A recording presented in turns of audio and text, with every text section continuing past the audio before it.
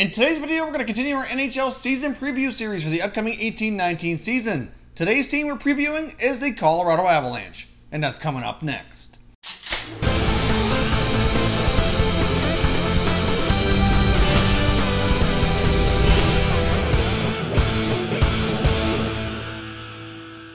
Hey everyone, and welcome back to another video here at Top Shelf Hockey. If you're new to the channel, thanks for stopping by. We review and discuss all 31 NHL teams, so if you're a huge hockey fan, consider subscribing and clicking the bell so you don't miss anything.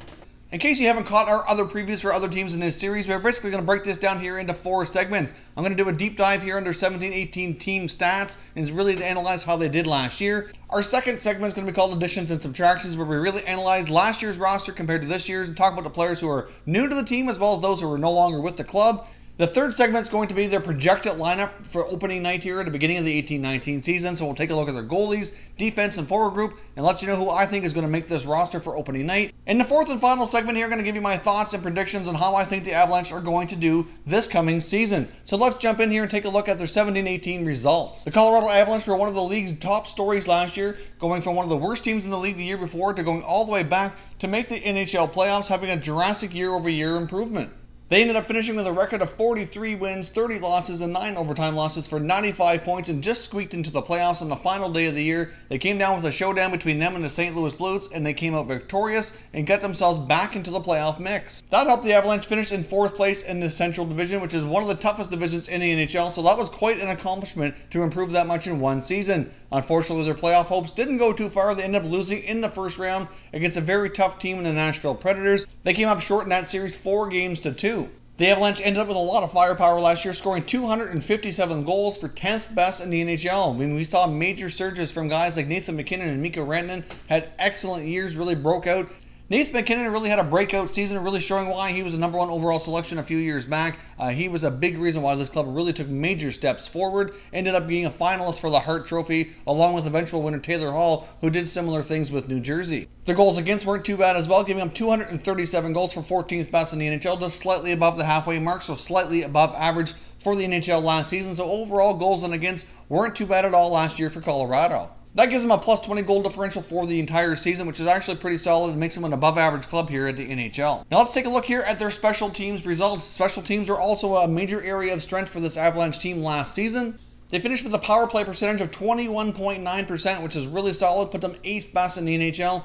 Now let's jump over here and take a look at their special teams results, which was another area that was really solid for the Avalanche last season. Their power play finished at 21.9%, which was really solid, 8th best in the NHL. So anywhere you can finish in the top 10 in the upper half of the league, that's obviously a very solid result. Their penalty killing was even stronger at 83.3% for 4th best in the NHL. So obviously special teams was a major reason why this team did so well last season. The Avalanche also had an incredible home record for 28 wins, 11 losses, and 2 overtime losses. So they took care of home ice most of the time, which was also another big reason why this team had so much success last year. When they scored the first goal as well, they gave them a record of 36, 7, and 4. So that's 47 times they scored the first goal, which was a great result. And many of those nights it gave them the momentum they needed to carry on to victory. So obviously scoring the first goal proved to be a very valuable thing for the Avalanche last year as well. If you take a look at the Avs record in 1-goal games, they had a record of 3-6. So that's 2/3 of the time where they came up short in 1-goal games.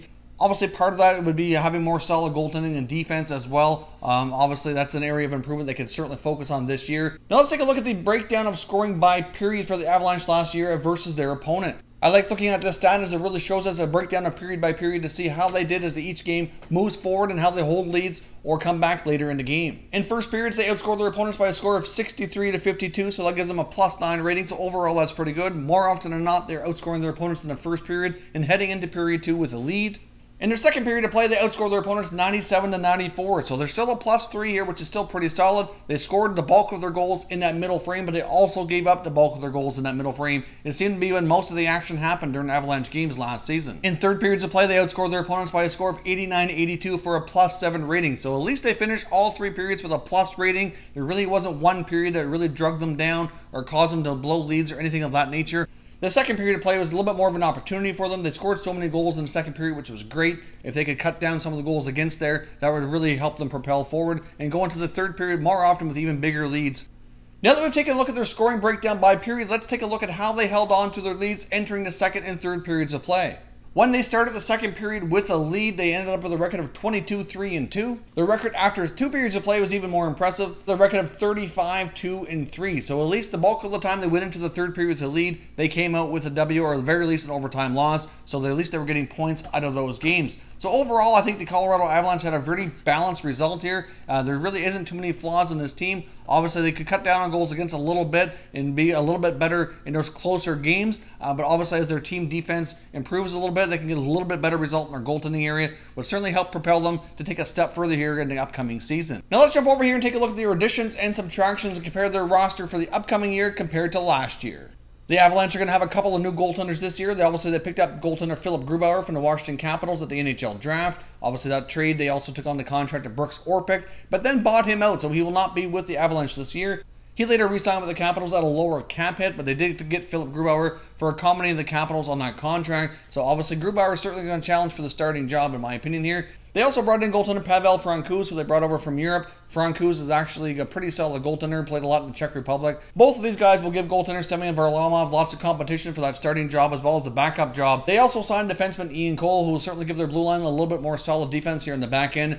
They also brought in forward Matt Calvert, who left the Columbus Blue Jackets as well. They also have some notable subtractions as well. A couple goaltenders are no longer with the club, including Andrew Hammond, who obviously didn't see much playing time last year, but did get a little bit of playing time down the stretch due to injuries. Goaltender Jonathan Bernier also left the Avalanche as they brought in the other guys that we mentioned here. So both of those guys are gone from last year's roster. Forward Blake Como left the Avalanche and signed a contract with the Dallas Stars, and their experiment with former first overall pick Nail Yakupov has come to an end. Yakupov, no longer with the club, is going over to play in the KHL. Forward Joe Colburn is also no longer with the Avalanche as well. So overall, nothing too major here with the changes to the roster from year over year. The main area where we're going to see the most change, though, certainly would be in goaltending. Otherwise, we have a couple of nice depth signings here by the Avalanche this offseason. Now let's take a look at what we expect the Avalanche starting lineup to look like here on opening night. In goal, I wouldn't be completely surprised if they decide to go with Philip Grubauer. I do think by the end of the year he will be the starter based on them making the trade for Grubauer, taking on Orpik's contract, and then signing Grubauer to a contract extension. I don't think they would have done that without the intention of giving him every opportunity to take the starting job from Semyon Varlamov.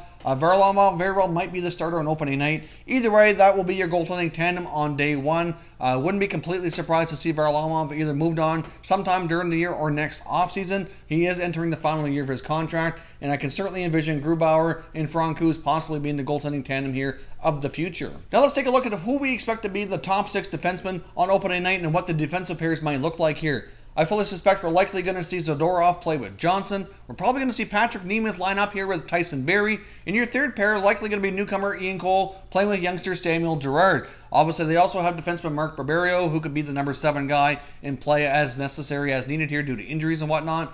Another possibility on the blue line for the Avalanche would be youngster Connor Timmins, who could be a rookie this season. It's not quite clear yet if he's going to make this roster, if they're going to make him continue to develop here. But Connor Timmins is a possibility, one of the rookies who could have an impact on this roster this season. Depending on how training camp goes, he very well could play himself into a spot. But at some point this year, I fully suspect he will get some action. I think Timmins and other prospect Cale Makar, who's obviously still going to remain in the NCAA this year, likely will form their top pair of the future. Those two guys are going to be absolute studs for the Avalanche here moving forward. You throw in Samuel Girard, who's really young as well, and the Avalanche are really set for young defensive prospects here for a long time. Now let's take a look at the Avalanche forward group and how I expect the lines there to start on opening night.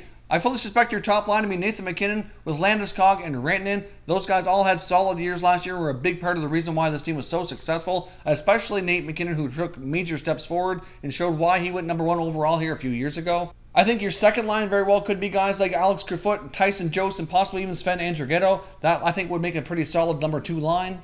Your third line should have some veterans like Carl Soderberg as well as Matt Nieto and Matt Calvert. I think that would be an excellent checking line for the Avalanche. You're likely going to see the fourth line center spot go to Kamenev, and he's likely going to have his wingers be Colin Wilson as well as JT Compher. Now, there could be some other youngsters within the Avalanche organization get a chance as well, and if they're not there opening night, you'll likely see throughout the season. I think the main player would be AJ Greer, who certainly did get some action before, and I do fully suspect he'll get as much or more action with the Avalanche this season. So that's how I expect the Avalanche to line up here on opening night. Now let's jump over here to the fourth segment where I'm going to tell you what I think we're going to see for results from this team this year. If you followed along my NHL prediction series, you'll see I projected the Colorado Avalanche to be in 4th place in the Central Division.